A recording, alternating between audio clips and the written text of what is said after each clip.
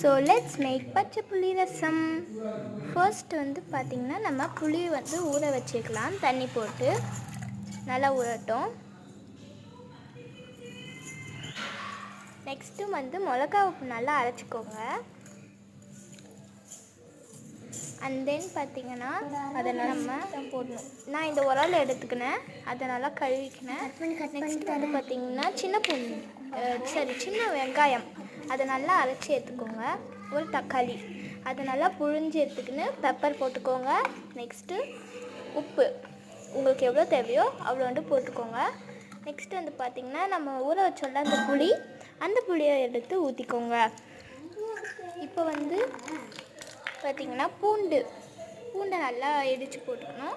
Next லாஸ்ட்டாக கொத்தமல்லி போட்டு தண்ணி எவ்வளோ தேவையோ உங்களுக்கு ஊற்றிக்கோங்க. ஸோ எல்லாருமே ஷேர் பண்ணி சாப்பிடுங்க. ரொம்ப ருசியாக இருந்தது. என் தங்கச்சி கூட சொன்னேன். பாய்.